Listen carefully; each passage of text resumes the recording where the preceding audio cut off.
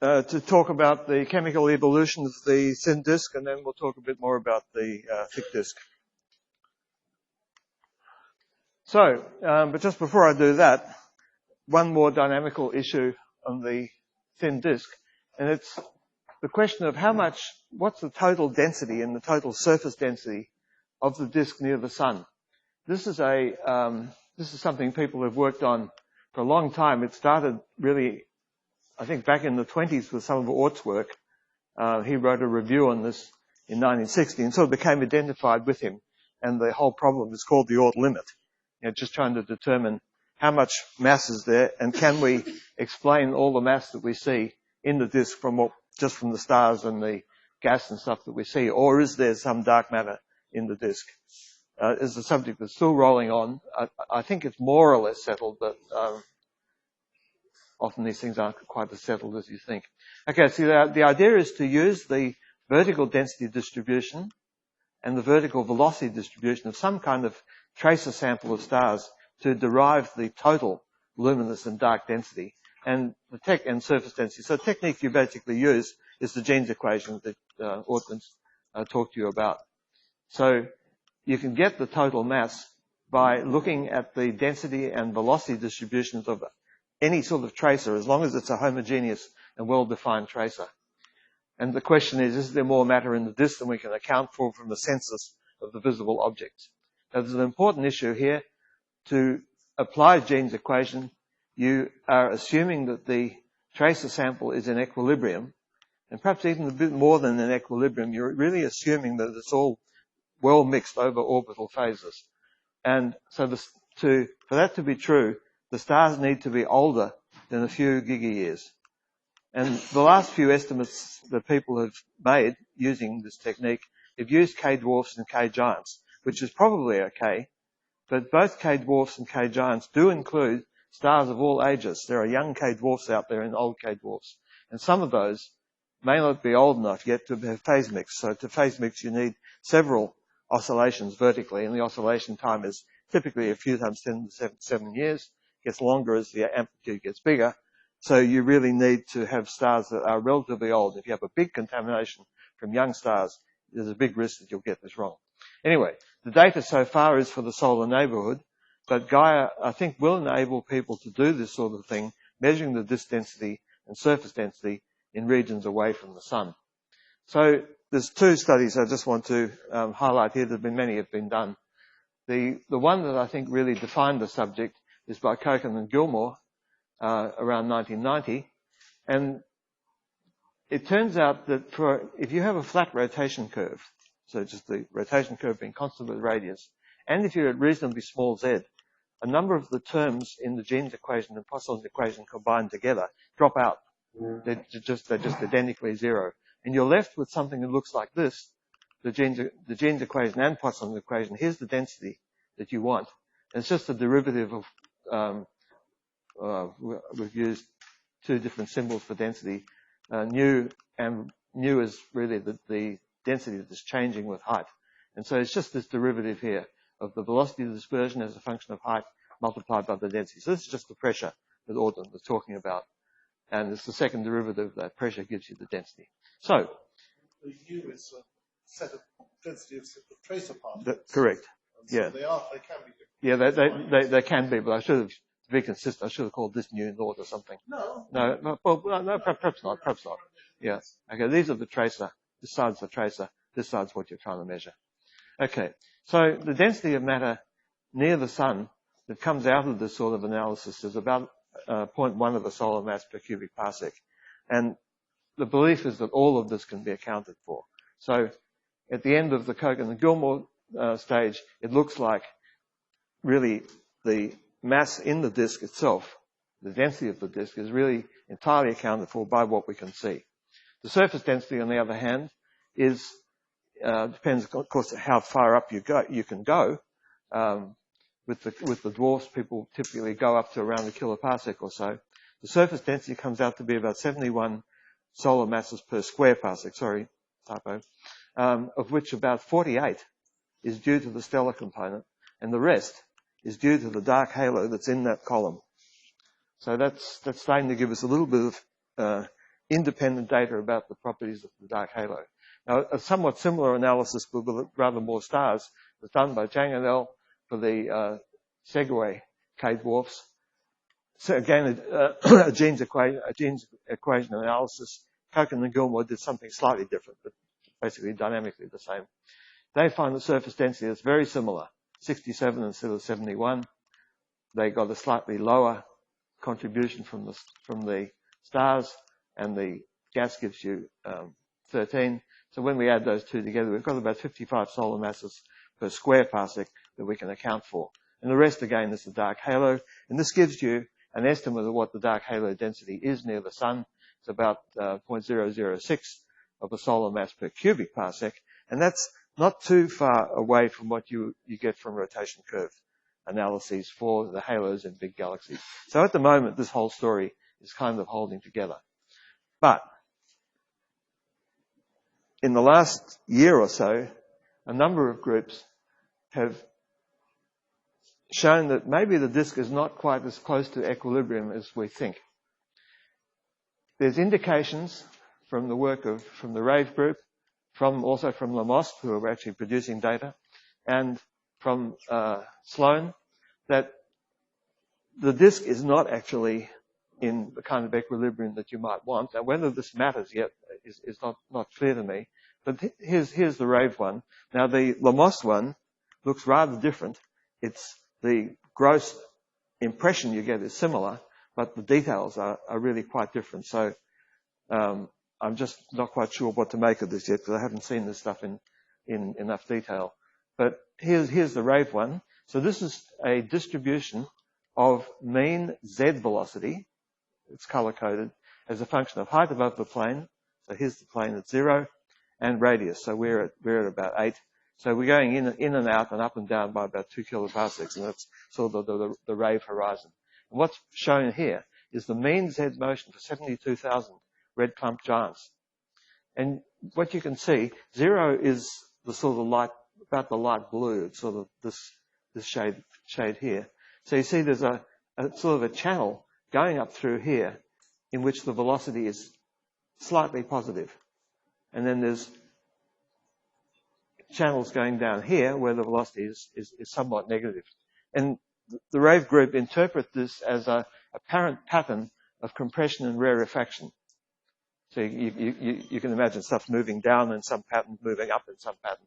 And the interpretation that's around at the moment, and similarly from the other groups, is that this could possibly be due to a spiral arm, but the thing that the people are talking about most is that this is the sort of ringing response of a subhalo, a dark subhalo that's passed through the disk. So imagine you've got the disk, a subhalo punches its way through the disk is going to do something in response to that, but the belief is that this is possibly what it is.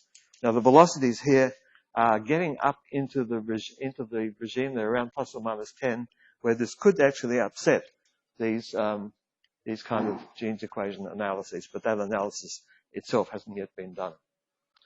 Okay. Yep. So that plot that you just showed, can that be one of the features of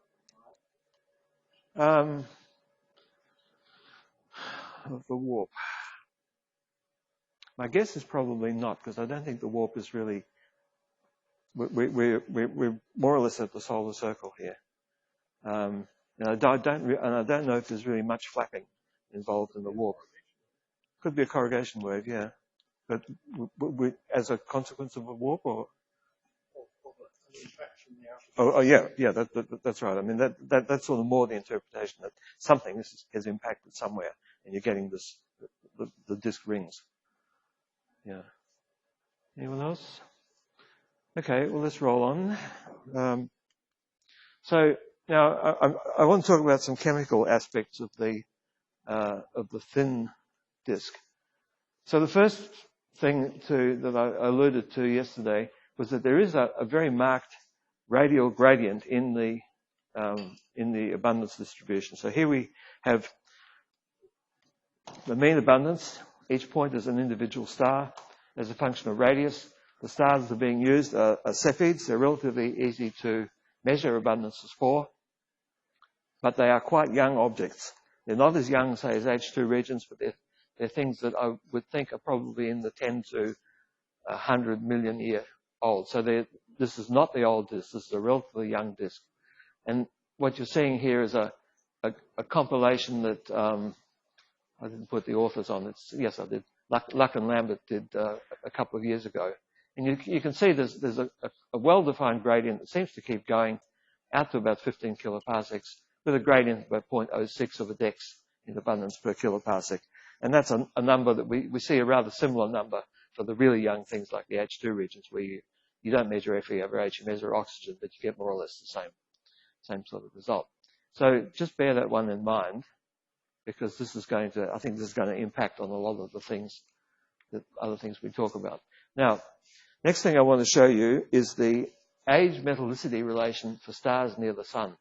Now, this has been a very messy story, again, because of this problem I keep alluding to about ages. But for some reason or the other, it seems to be converging. This is an age-metallicity relation that Hayward put together from photometric data. So what you're seeing here is age, which is evilly estimated in most cases as against abundance, and it's the same here. So these are photometric abundances and ages. These ones here, this is from stuff that I've been involved in, using Geneva, Copenhagen sample subgiant stars, and certainly in this case, the error bars are of the order of probably a little bit less than the 10th, because this is all differential. So what you can see here is that the age-metallicity relation for stars in the disk, there is a gentle decline, nothing very dramatic. But let me just make a couple of points out of this. At 10 gigayears, we're probably here still in the thin disk. We're in the thin disk range of abundance. Even at 10 gigayears, we're already almost at the solar abundance. So the chemical evolution of the galaxy was really quick. I mean, it's not as if we've got a huge age-metallicity relation. We don't. Very quick evolution must have occurred in this period between when the galaxy probably started to form somewhere around here. And in this period, the abundance must have absolutely shot up from whatever level it started, which of course we don't absolutely know. All right, so that's one point. It's a pretty gentle relation, and the abundance must have got up to here by 10 gigayears, so it was all very quick. Next thing, you can see that basically at the same point, the mean abundance of the oldest thin disk stars is about minus 0.2. So about 10 gigayears, the disk of the galaxy has already got up to this level. The other point that's often made from this is to look at the range of abundance, say for stars in what we might call the old disk, from about 3 or 4 gigayears on up to say about 10. You see there's a big range. It goes from roughly plus 0.4 to minus 0.4. Now that's not measuring error. The measuring errors are tiny compared with this. This is now well seen. You see very similar morphology in what Hayward got by quite independent techniques from what we're getting.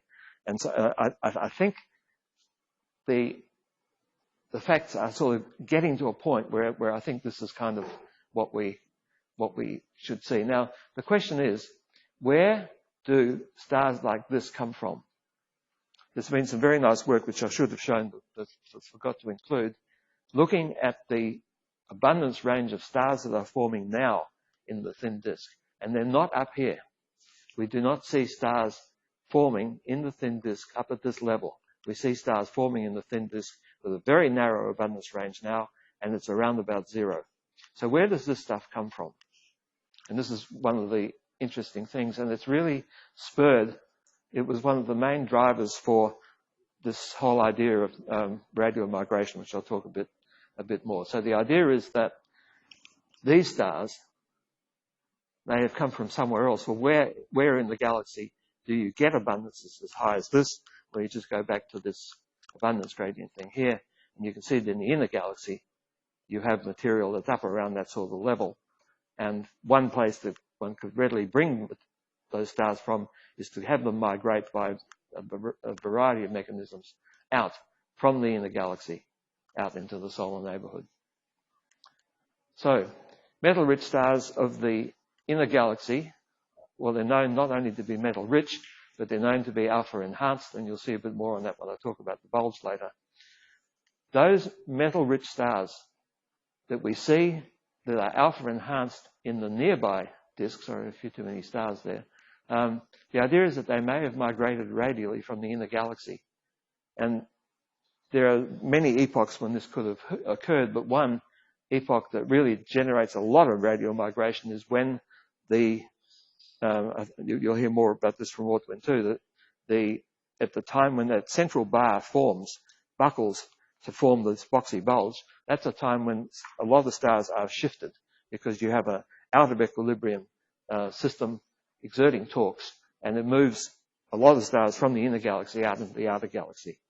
So I showed you this figure yesterday, and I said, okay, well, this is the alpha abundance against iron abundance. Here are all these thin disk stars showing some alpha enhancement, but not much. Here are the thick disk stars, which classically begin at about this abundance and then go out there. And then I said, well, what is this stuff?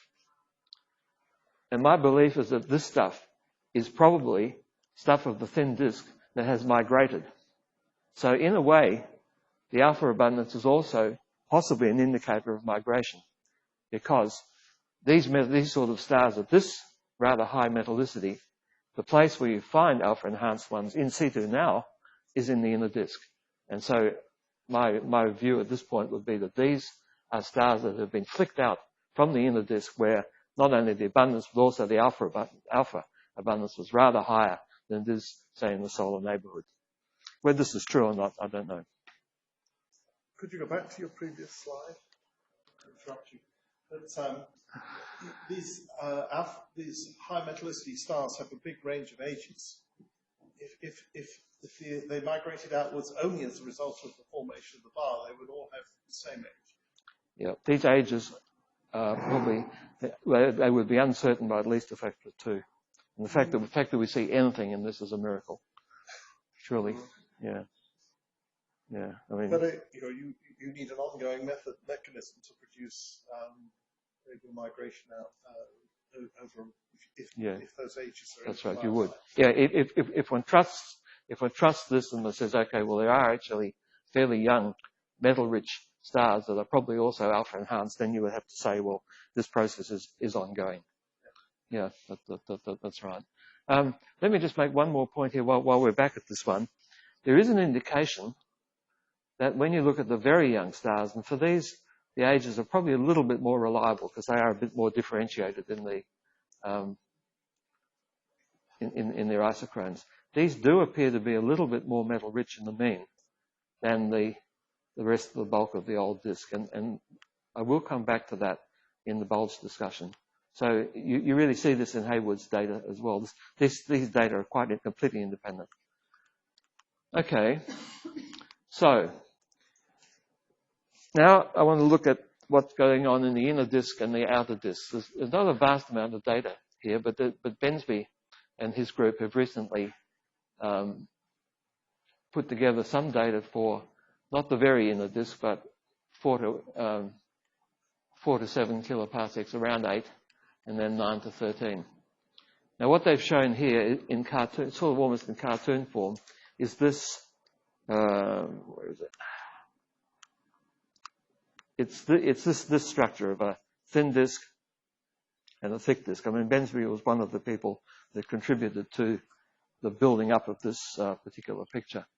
So here we see the thin disk and the thicker component, and these are just a bunch of different elements. They're all alpha elements. There's not calcium, but there's magnesium, silicon, and titanium. Rather similar results. Magnesium is often a bit of a wild card. So what you can see here is that in the inner disk, there is a lot of stars that are relatively alpha enhanced, but you see that they're not particularly metal rich stars. They're really what we would almost call what we might always call thick disk stars. Here in the solar neighborhood, this is basically the same image, the same plot you saw before. But the interesting thing that happens is when you go out into the outer disk, Now, these were not selected in any way to be high or low alpha. When you get out in the outer disk, you see that this alpha enhanced sequence is almost unpopulated. Almost all the stars sit down there in what we're calling the thin disk. And Bensby inferred that because there are so few stars in the alpha enhanced sequence in the outer galaxies, it suggests to him that the thick disk doesn't really extend much past the solar radius. So here you see it at the solar radius. You see it in the inner galaxy. You don't see it out here.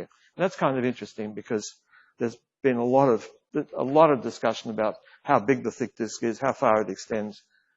This is an indication that it actually is a component that doesn't go out as far as the thick disk, as the thin disk does. And you might keep that one in your mind when we get to the point about talking about what the thick disk is and where it came from.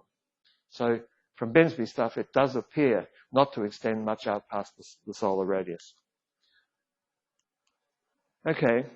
Now, when we were looking at the Cepheids, we saw that the abundance gradient went on to about roughly 15 kiloparsecs or so. Yong and people that he works with have done work on what's going on in the far outer disk, maybe up to 20 or more kiloparsecs. And the traces that people use there are mostly open clusters, some field giants, and then here are Bensby's, some Bensby stars. And you see an interesting thing here. This is kind of a compressed version of the abundance gradient. So here's the iron abundance, solar value, these metal-rich things in the inner parts. The distribution going down, down, down. And then when you get out into the outer galaxy, it flattens off. And it flattens off at a not particularly low level, somewhere around -0.3, -0.4. You see a very similar thing in M31. People have done work on that. Very similar picture. You get an abundance gradient going out to similar radius, actually about 15 kiloparsecs, and then flattening. It doesn't just keep on going on to lower and lower abundances. There's a flaw there.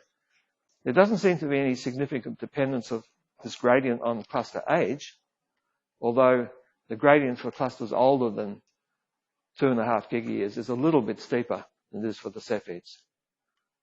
This is all consistent with inside-out disk formation, and it looks like the alpha enhancement of the outer clusters is really similar to that for the outer stars, like the thin disk sequence that I'm not showing. This, just a statement. So here's the situation we've got: an abundance gradient going up to about 15 kiloparsecs. Now, whatever's going on in the outer disk, it appears to have pretty much the same abundance. Exactly what that means, I don't think is quite clear yet.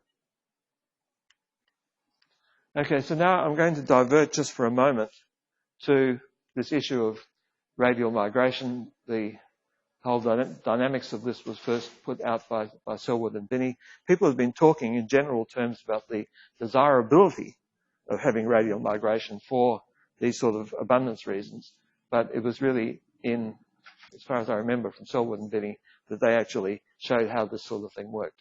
What happens, and Cameron knew to correct me if I'm telling you a lot of rubbish, the stars in disk galaxies, they can migrate in radius under the torque of a passing spiral.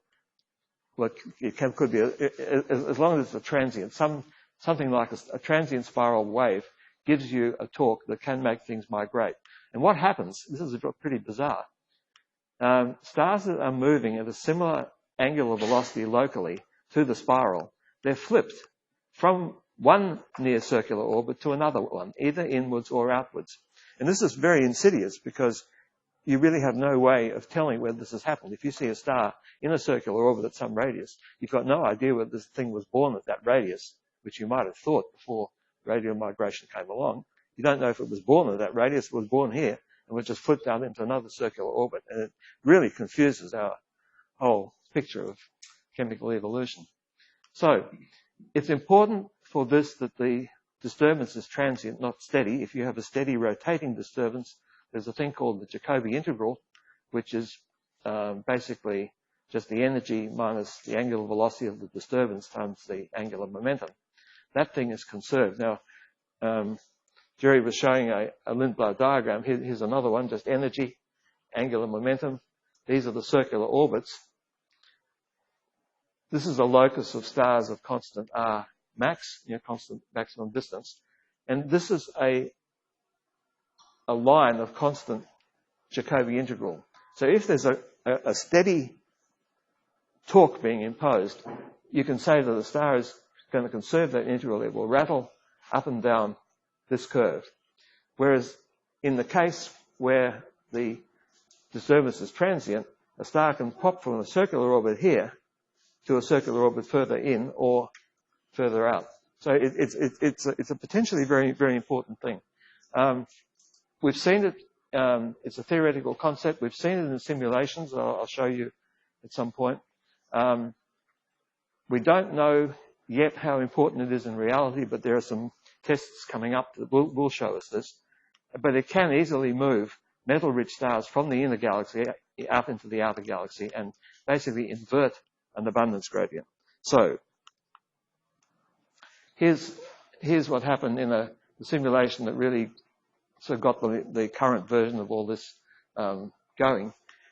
It's a simulation where Roscoe and his group had gas settling into a dark halo. They had the star formation recipe. I think I showed you this a bit earlier. And you see how stars are radially redistributed via these spiral arm interactions into the outer galaxy. Now, this is just a plot of where stars were formed and where stars finished up. This is the one-to-one line, and you can see that there are stars that have moved, say, from 8 kiloparsecs out to 10 kiloparsecs, and similarly there are stars that have moved, say, from 4 kiloparsecs down to smaller ones. So it really can cause quite substantial redistribution. And this is just the top corner of this, and the important thing that Roscoe was arguing there had to do with truncation that we talked about yesterday, is that you really don't have much star formation going on outside 10 kiloparsecs, but you can have stars finishing up that were born at 10 kiloparsecs finishing up at 10 to 13, 14 kiloparsecs. So in their simulations, this entire population in the outer galaxy was actually formed inside 10 kiloparsecs. Okay, now the reason I bring all this up at this point has to do with these radial abundance gradients. And I'm going to just show you what happens, or what we've observed in a galaxy called NGC 300. It's a pure disk galaxy close by. We've met it before, a bit like M33.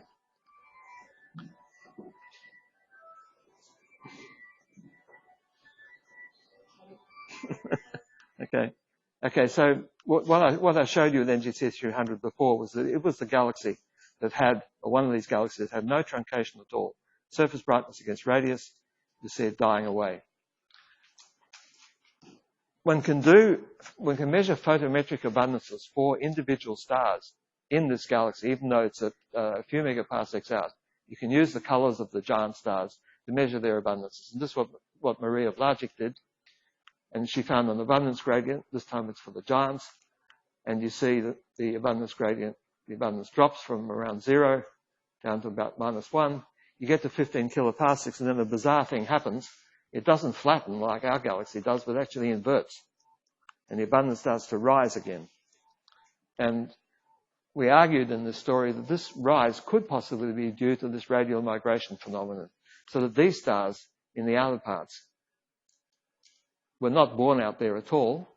They actually came from a region like in here. So these ones might come from over here.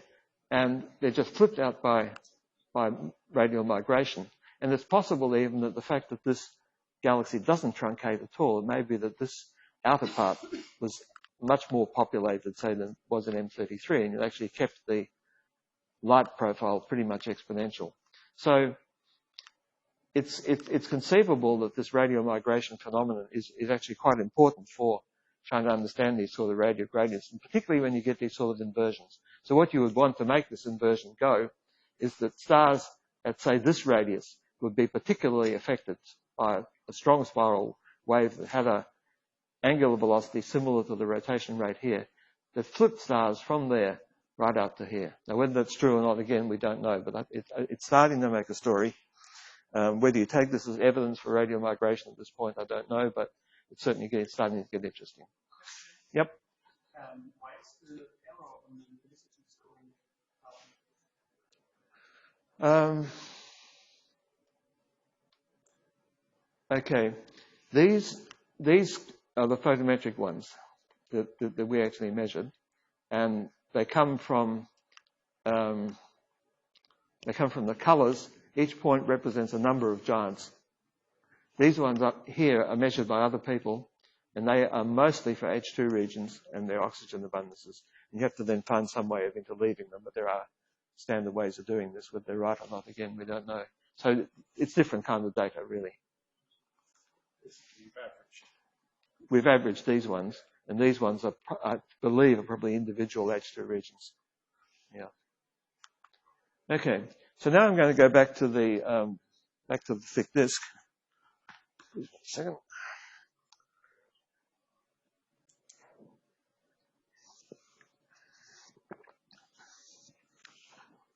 So we've met the thick disk. I showed you one example before. You recall that most spirals, including our own one, have got a second thicker disk. It's believed by some to be the early thin disk that was heated by some event. There are many other explanations. And in some galaxies, you can actually visualize this thing quite easily. This is another example. It's an edge-on galaxy called NGC 4762. It was actually the first galaxy in which a thick disk was identified back in 1980, before our one. So here you see the thin disk. Just put this arrow in just as a marker. When you go to a deeper stretch of actually the same image, you see that the disk doesn't get a lot bigger in radius, but it puffs out. And that's really the thick disk. Okay. Just to recall again, you've seen this slide. Our galaxy's got a significant thick disk. Scale height about 3 times the thin disk. Velocity dispersion about twice. Surface brightness about 10%. Rotates slightly more slowly than the thin disk. Old stars, alpha enhanced, more metal poor than the thin disk. And I argued to you yesterday that the thick disk, I think, is a separate component. And I showed you this diagram, which is just the V velocity for stars relatively nearby. Here's V, here's the abundance. You see the thin disk stars rotating quite fast. Here are the thick disk stars rotating around the galaxy relatively fast, not quite as fast, slightly more metal poor. I want to show you this picture. It's just another one of these alpha to iron, iron to hydrogen plots. But the thing about it is it was done, this is really the first one of these that was taken seriously. It was done by Freeman in 2008. Freeman does a relatively small amount of stellar spectroscopy, but of a very, very high quality. And you can see his data show this split, this thick disk, thin disk split, as clearly as really the best of the data that's now, that we're seeing now. So this was a very important sort of first discovery of this alpha split. So, as I said too, the thick disk is a very significant component because it's a kinematically and chemically recognizable relic of the early disk. Every galaxy, this galaxy seems to have one, so it's an important part of the whole galaxy formation process. Okay, thick disks, this is just to show, again, what happens with thick disks in other galaxies. There was a survey done by Joachim and Del Canton a few years ago.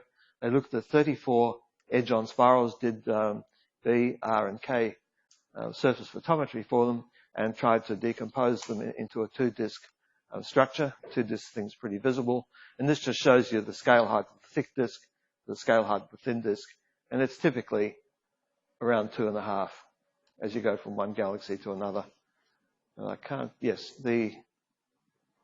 the black points are galaxies without very prominent dust lanes, and these are galaxies that have prominent dust lanes for which the measurement's more difficult. They found that the scale lengths were somewhat longer for the thick disks. Okay, and this is I think a potentially important one that I don't think people have really come to grips with yet. The fraction of the stellar mass that's in the thick disk for a big galaxy like ours with a rotation around 200, it's typically around 10%. So this is just the mass ratio of the thick disk stars to the thin disk stars. But when you go to these smaller galaxies, so the galaxy we're looking at before NGC 300, that has a circular velocity of about 100, and you see that the fraction of thick disk material has actually gone up a lot. And by the time you get to, or ratio, but by the time you get to these smaller disks, they're still perfectly well-defined disks, there's about half the light is in the thick disk.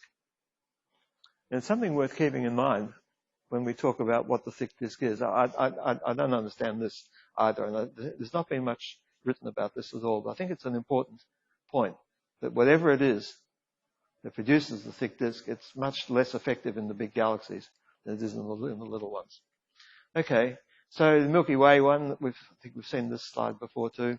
Rotational lag, typically 30 kilometers a second near the sun, increases with height above the plane. Velocity of dispersion around 50, 40.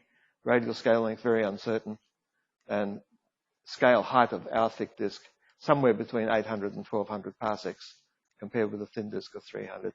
This has turned out to be a very difficult thing to measure. You'd think that it would be very simple, but it isn't. There's many, many different estimates from all sorts of sources like SDSS, many other surveys that people have done, but there's this uncertainty just persists. We know it's somewhere around 1,000, but we really don't have this accurately, and nor do we have the local density accurately. We know it's somewhere around 10%. It could be a factor of 2 either way. Okay, here's an image from the SDSS, and what you're seeing here is a color. It's coded with abundance, and no, it's not. It's coded with density. Here's abundance. Here's height above the plane. You can see in this, maybe it's coded. No, I don't know what that code is. It must be just density. So here's the thin disk of the galaxy, which is not well sampled by SDSS because it goes too faint. Here you can see a structure going up to about 2 kiloparsecs in the density, in the abundance range that we recognize as thick disk, -0.5 to -1. Then we go over a little bit and we see there's a very large structure with a mean abundance of about -1.5, and that's the stellar halo going out to great distances. But the point about this picture is that the thick disk, as seen here and from many other things, it doesn't seem to show much of a vertical abundance gradient. That's been known since the mid-90s. So it's not as if this, I mean, they sketched it doing that, but that's again a sketch that involves both the thin and the thick disk. This thing that we call thick disk really looks like it's pretty uniform abundance with height. Okay. One of the early papers from the RAVE team, there was an analysis that Lionel Veltz led, he was just looking up at the galactic poles and was trying to see, can we actually see these different components just in the counts and velocities. So what he did was he just analyzed these things in terms of isothermal components with different velocity dispersions, worked out what the weight of each of these velocity components would be, and that's what this plot is. So you see there's a lot of stars with a dispersion, a vertical dispersion, say between about 10 and 20 kilometers a second. And then there's actually a gap. And then you get into a whole bunch of stars with dispersions between about 30 and 50. And that's what he recognizes as a thick disk, attaches these sort of scale heights to it. Then there's another gap.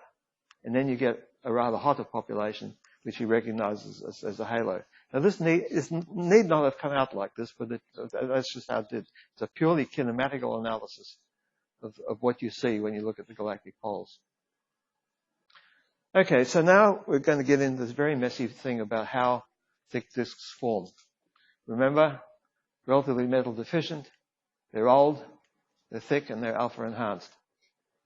And the sort of ideas that are around, there's a whole bunch of these, we really don't know which is the right one of this. But let me just go through them. The formation, and remember that they are very common. In fact, they're probably ubiquitous. And so basically every disk galaxy has got to do this somehow. So one idea was, I think Ortman's mentioned already, there's just a normal part of the early disk settling. The energetic early star-forming events, like the gas-rich mergers, they're the things that produce a puffed-up, rather old component. Another idea that was very popular a few years ago was that the thick disk is actually not something that formed necessarily in the galaxy, but it could just be the debris of a lot of little objects that fell into the galaxy, and I'll talk a bit about the dynamics of that later on. So you just have little satellites. They get sucked into the galaxy, they're tidally destroyed, and they form this rather energetic structure. Or it may be that the thin disk of the galaxy started to form, say around a redshift of 2, as we saw in that movie. So you start to build up a thin disk, and then comes some merging object, puts a lot of energy into that, and I'll show you how that works too later on. Puffs up the early thin disk, gives you a thick disk, and then thin disk formation keeps on going, gas dissipating. If you wanted to run this accretion debris thing, remember what the abundance is. It's about minus 0.7 of the thick disk. So you need a fairly substantial galaxy to deposit its debris into the disk of the galaxy in order to get this abundance right. And it's got to be something a bit more massive than the Small Magellanic Cloud. If you put little galaxies in, you don't get this high abundance. Joachim and Del Canton also wrote a very interesting paper where they tried to measure the rotation of thick disks in other galaxies. Now, this is a very difficult thing to do. What you have is you have an edge-on galaxy with a thin disk. Around that, there's a thick disk, very low surface brightness. You put your spectrograph slit across the thick disk, and you try and measure the rotation. Now, of course, you get a lot of pollution from the thin disk just scattering light up. Very tough experiment. But they argued, and I don't think it was a particularly strong argument, I don't think they did either, that one of their galaxies, it looked as if the thick disk was actually counter-rotating to the thin disk. So the thin disk going around like that, the thick disk they thought was going around like that. Now, if that's true, that really favors an accretion debris explanation, because it's really quite difficult to produce something like that in other ways. Nobody has followed up on this observation, and the reason is it's very tough. The analysis is really, really, really tough. They did what you could, but I think they could probably have done better. This would be a really good thing for somebody to try and do. There's lots of galaxies out there. It's just a very tough experiment because the thin disk seen sideline is just so faint. But it would be a great thing to do. If it turns out that they're right and they've got a counter-rotating disk, it would throw out a lot of the mechanisms. Particularly this idea, for example, that you're heating an early thin disk by accretion. That would be, you could certainly throw that one out. Okay, other ideas. Brooke and his group have favoured gas-rich mergers early in the galaxy formation process. So the idea here is that in building up the galaxy very early, you're bringing in, before there's much of a galaxy to look at, you're bringing in gas-rich galaxies. They smack together. In that process, you get a starburst, and it's in that process that the thick disk stars are born. And this is quite an attractive picture in a lot of ways. Around 2009, Schoenrich and Binney invoked radial migration. And the idea is that you have stars with more energetic orbits coming out from the inner galaxy to form a thick disk at larger radii where the potential gradient is weaker. So these stars then, well, they probably conserve vertical actions and they just form a rather puffed up structure. There hasn't been much of a follow-up on this. I really don't know what to make of it. Then this, just going back to an idea we mentioned earlier, that the thick disk is actually the early thin disk heated by accretion events. And this was one of the first serious attempts to think about what the thick disk was. It was by Quinn and Goodman. So the idea is you have an early thin disk, a small satellite comes by, puffs up the thin disk that you've got. You have to get the abundances right. Becky and I argued that Omega Cen is a large globular cluster. Some people believe it was actually the nucleus of a accreted galaxy. We followed up on this, and quantitatively it sort of works, that this particular event that brought in a SMC-sized galaxy could have been the one that puffed it up. So the picture here is that the thin disk formation starts at a redshift of 2 or 3. It's partly disrupted during this active merger epoch that puffs it up into a thick disk, which you see now, and then the rest of the gas that's around gradually settles to form the thick disk, the thin disk that we see now, which, as we know, is a little bit younger. So just going on with yet more mechanisms, you see there's an awful lot of these, and discriminating against them is very tough. There's one that came up a few years ago that seems to me to be very promising.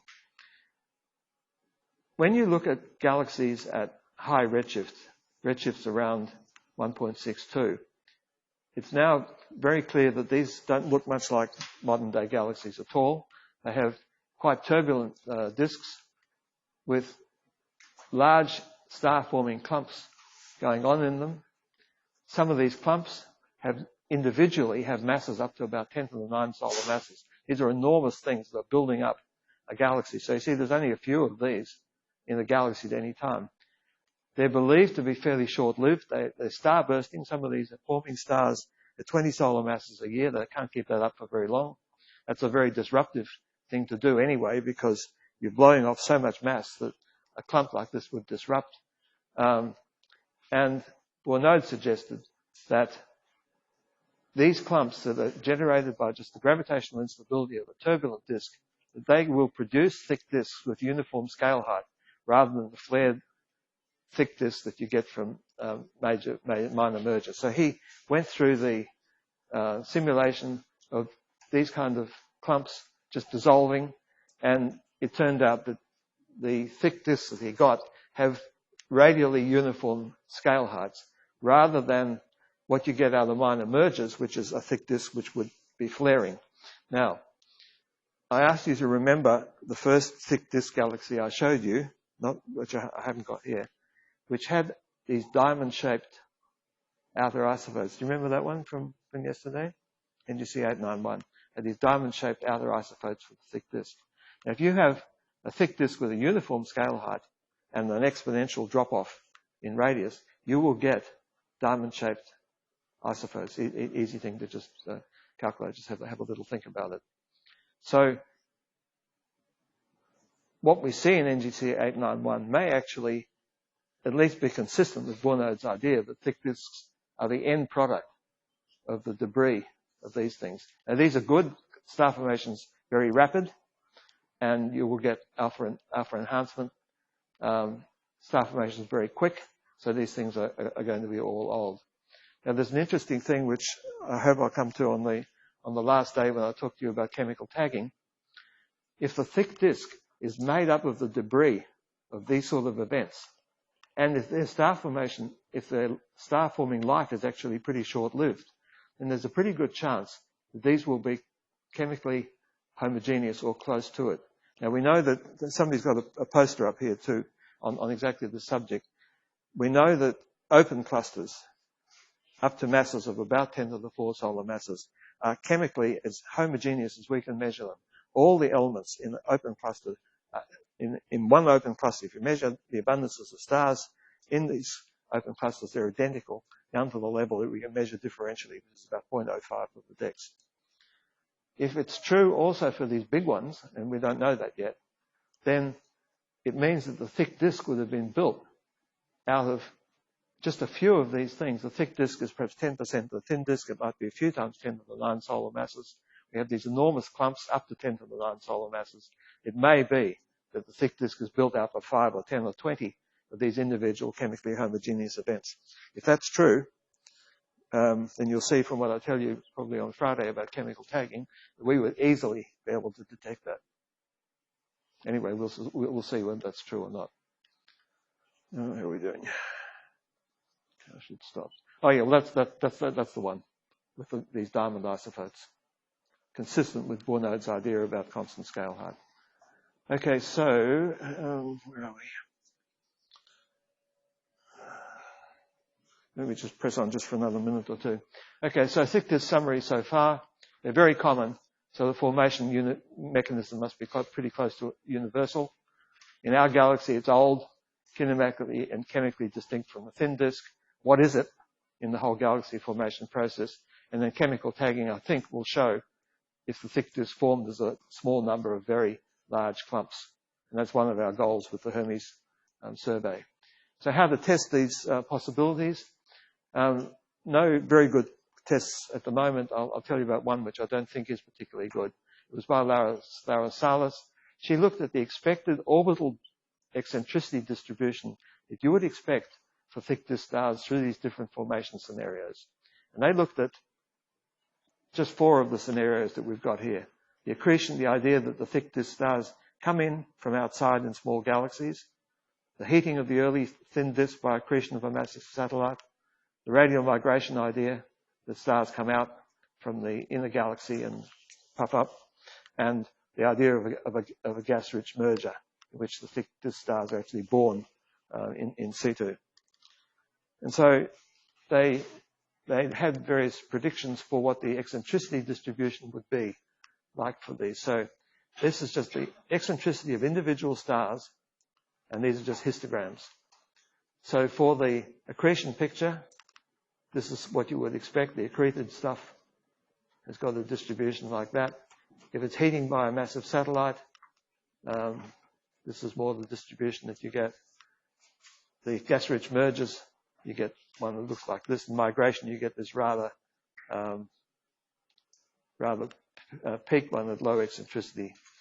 And they argued, and I don't think it was very convincingly, that looking at least from some thick disk stars from RAVE, that it may favour this gas-rich merger picture, but this is what you actually see. And see, it's a rather extended distribution, perhaps a little bit more like this than the others, but it's not a convincing story.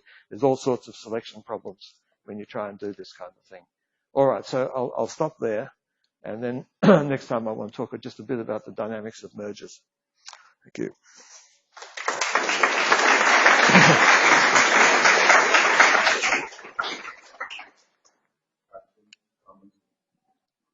Yep. I have a question. There is one slide where you compare the scale length of outer galaxies.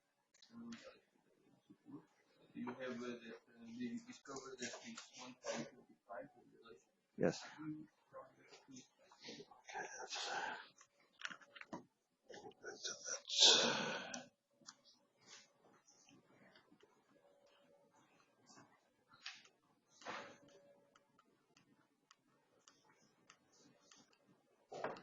Is that the one? Yep. So scale length is 1.25 larger than. Yeah. So they just had the surface photometry.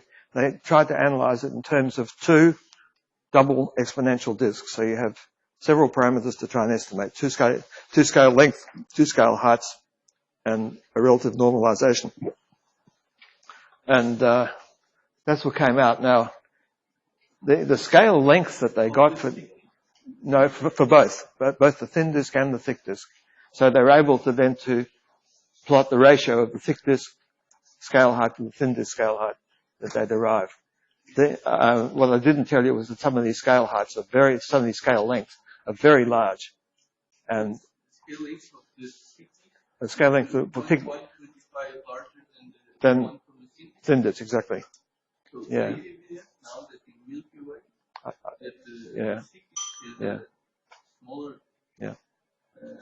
The smaller extent, at least. I don't know about scale length, but the thick disk seems to end around the. Well, there is people that say that it seems to end so it has a shorter scale. No, it doesn't necessarily. I mean, for example, the density distribution could be almost flat and then just end. So it could have a very long scale length, but it just doesn't go over many scale lengths. It just dies, because we really don't know much about the radial distribution at all. These guys got very big scale lengths for the thin disk, and that makes me worry a little bit about what they did. I'm just seeing a paper where people constrain the scale. Yeah, no, I think I know what you mean, but yeah, that's right. But I don't think any of this stuff's very reliable yet, including this stuff. I mean, it's all we've got. There's a lot more to do on this problem, and I think it's a very important one. Yep. Another question about this variety of mechanisms. Many of them in some ways are plausible, which is why people are discussing them. Close to the early settling, when you look at the hierarchy of galaxies in terms of this. Yeah. You see it. Yeah. Migration is plausible.